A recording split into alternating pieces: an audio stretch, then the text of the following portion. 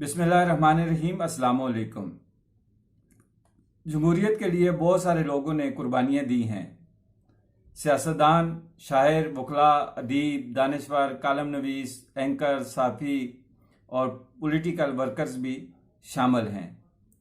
लेकिन सियासतदानों के मफाद अना लापरवाही की वजह से 1947 में जमहूरियत को पोलियो ने टांगों से मफलूज कर दिया था, जिसकी वजह से जमहूरियत ढोल की मानद है और ढोल सियासतदानों के गले में डाल दिया जाता है। बदकिस्मती से बजाता कोई और है। अवाम सिर्फ भांगड़ा डालती है, चाहे वो खुशी को या गम का। पाकिस्तान की मैशत, सियासत, जमहूरियत, हत्ता के अदालतें भी जुगाड़ पर चलाई जाती हैं। पाकिस्तान की तमाम बड़ी सियासी जमातों को जुगाड़ के ज़रिए मुख्तलिफ सियासी पार्टियों में तकसीम किया जाता है और फिर अपनी मर्ज़ी के मुताबिक इन पार्टियों को इस्तेमाल भी किया जाता है। तो जनाब, IMF ने दोबारा पाकिस्तान में अपने पंजे जमा लिए हैं। पेट्रोल बम के बाद बिजली बम, जरी बम, न जाने और कितने बम अवाम पर गिराए जाएंगे, जिसकी वजह से अशराफिया महफूज और गरीब खुदकशियां करेंगे, गुर्दे और बच्चे भी फरोख्त करेंगे। मिनी बजट की भी आमद है और इलेक्शन जो है वो भी अपनी मुकर्रर तारीख पर मुनक्कद होने जा रहे हैं। आया इस इलेक्शन में जो निगरान सेटअप बनेगा वो IMF की मर्जी के मुताबिक बनेगा या PDM हुकूमत अपनी मर्जी के मुताबिक बनाएगी? ये चीज़ें भी जो है गौर तलब हैं और चंद दिनों तक जो है इसकी असलियत अवाम पर वज़ह हो जाएगी। लेकिन बात यह है कि इतनी महंगाई करने के बाद PDM की हुकूमत, जिसकी जो है ना नुमाइंदगी वज़ीर आज़म शहबाज शरीफ कर रहे हैं और जो तनकीद है वो भी नून लीग पर हो रही है, तो ये अवाम के पास अपना क्या बयानिया लेके जाएंगे? और इस बयानिए को अवाम कबूल करने के लिए तैयार है। और अभी तो जो नून लीग का बयानिया है महंगाई का, उस पर तो अवाम अपना रद्द-ए-अमल दे रही है और कबूल करने के लिए बिल्कुल भी तैयार नहीं है कि महंगाई जो है ना वो IMF की वजह से हो रही है। उसकी वजह यह है कि IMF से जो कर्जा लिया जाता है वो आम शहरी अवाम पर खर्च नहीं किया जाता, बल्कि उसका फ़ायदा अशराफिया को होता है, टेक्नोक्रेट्स को होता है, ब्यूरोक्रेट्स को होता है और उन लोगों को फ़ायदा होता है जो इस वक्त सरकारी मुलाजमीन हैं और ऑन ड्यूटी हैं और रिटायर्ड लोग जो हैं, वो फ़ायदा, वो कर्जा उनके लिए लिया जाता है। उनकी पेंशनें, उनकी तनख्वाहें, उनकी मराद के लिए लिया जाता है। इस IMF के कर्जे से गरीब अवाम को रिलीफ नहीं मिलता, बल्कि गरीब अवाम पे ये मज़ीद बोझ बढ़ जाता है और अवाम जो है वो इस पे एग्री नहीं होती कि IMF से कर्जा लिया जाए। लेकिन जो हुकूमत वक्त होती है वो अपने टेनोर के लिए मज़ीद अवाम पर बोझ डालती है। वो अपनी मर्जी से कर्जे लेती है, अवाम की मर्जी से कर्जे नहीं लिए जाते। अवाम IMF से जितने भी कर्जे लिए गए हैं या जितने कर्ज लिए जाते हैं उनकी मुखालफत करती है, क्योंकि अवाम को पता है कि इसका फ़ायदा अवाम को नहीं मिलना। ठीक है, ये अवाम पे बोझ बन जाता है। जो उनको यूटिलिटीज़ बिल, टैक्सेस की सूरत में अवाम को बर्दाश्त करना पड़ता है और बर्दाश्त की भी एक हद होती है। लेकिन मौजूदा हुकूमत ने जो अपना मुल्क को और डिफ़ॉल्ट होने से बचाया है और अपनी सियासत को दांव पर लगा दिए, तो इसका फ़ायदा जो है वो अवाम को नहीं हुआ और अवाम में बहुत महंगाई की वजह से मौजूदा हुकूमत के ख़िलाफ़ गुस्सा पाया जाता है। कि जी ये गुस्से और अवाम का गुस्सा बजा भी है कि सैलरी वहाँ ही पे है। हालांकि गवर्नमेंट ने ऐलान किया है तनख्वाहें बढ़ाने का, लेकिन तनख्वाहें मुख्तलिफ अदारे नहीं बढ़ा रहे और वही तनख्वाहें हैं और महंगाई जो है वो अरूज पे है। बिल में जो है वो 4-4, 5-5 हज़ार का इजाफा हो चुका है, चाहे वो बिजली के बिल हों, सुई गैस के बिल हों या वासा के बिल हों, उनमें इजाफा हो चुका है, लेकिन तनख्वाहें वहाँ ही पे हैं और अवाम में शदीद रद्द अमल पाया जा रहा है महंगाई के खिलाफ और मौजूदा हुकूमत के खिलाफ। तो ये जो वजूहात हैं, इनकी वजह से जो है ना इलेक्शन का रिजल्ट क्या आना है ये वक्त बताएगा, क्योंकि अवाम जो सड़कों पे नहीं आ रही और खामोश बैठी हुई है, तो जाहिर बात है कि अवाम ने अपने वोट से फैसला करना है और अवाम को अपने वोट का फैसला करना भी चाहिए और अपने वोट का सही फैसला करना चाहिए।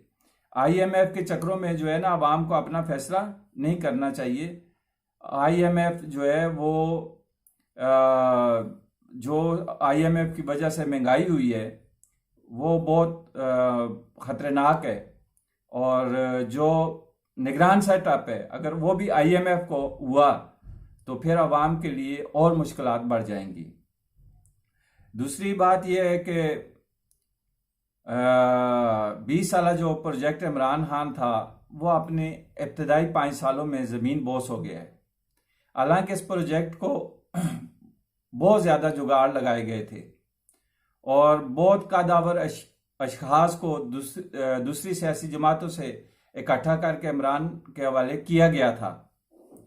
PTI के बानी कायदीन जो थे और जो वर्कर्स थे, पुराने वर्कर्स जो बानी वर्कर्स जिनको कह सकते हैं, उनको पीछे हटाया गया था और जो नए लोग PTI में आए थे उनको जगह दी गई थी, लेकिन उन लोगों ने PTI का जो है ना वो बेड़ा गर्क कर दिया है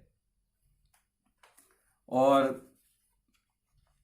PTI में ऐसी नकब लगाई है जिससे तरीन ग्रुप निकला, यानी कि तरीन साहब ने अपनी वो चलाई थी, क्या नाम है, ट्रेन चलाई थी जो कि आजकल स्टेशन पे खड़ी है। शायद उसके इंजन में फॉल्ट हो गया है और वो अभी तक फॉल्ट दूर नहीं हुआ, स्टिल अपने स्टेशन पे खड़ी है, अभी कोई उसमें मूविंग नहीं हो रही।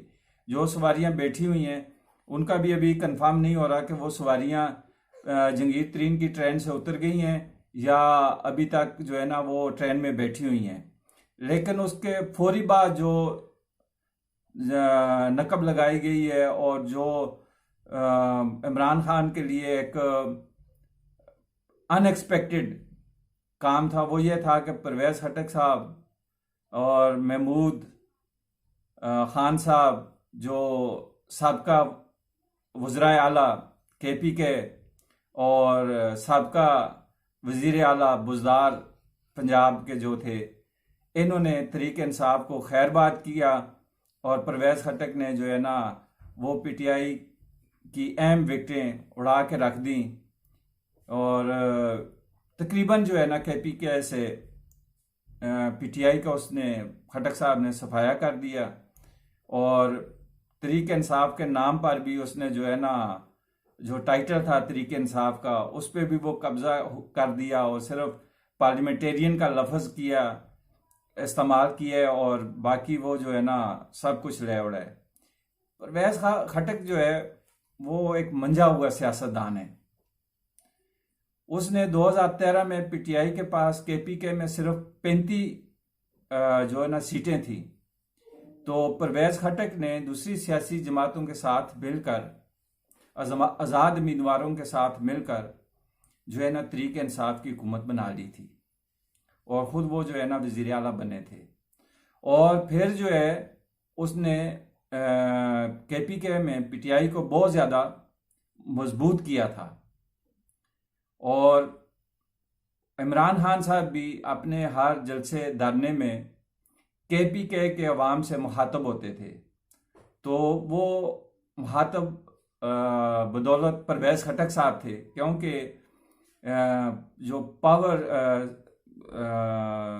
स्ट्रीट थी पॉलिटिक्स वो KPK में परवेज़ खटक साहब की थी और परवेज़ खटक साहब की वजह से KPK में बहुत ज़्यादा PTI का रुझान था और बहुत ज़्यादा PTI के लोग हामी थे।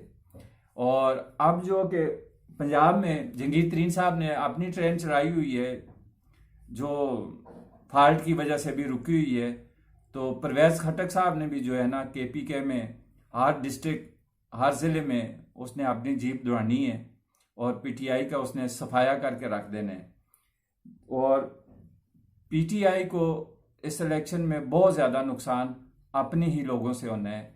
और दूसरी अहम बात जो है वो ये है कि अभी मज़ीद PTI में से एक सियासी पार्टी निकलनी है और उसकी नुमाइंदगी जो है ना 2 लोगों ने करनी है। एक तो शाह महमूद कुरैशी साहब हैं, दूसरा असद उमर साहब हैं। लेकिन ये अभी इंतज़ार में है कि अगर इमरान खान की गिरफ्तारी के बाद PTI परवेज़ इलाही के पास चली जाती है तो फिर ये लोग अपनी सियासी पार्टी लाजमी बनाएंगे।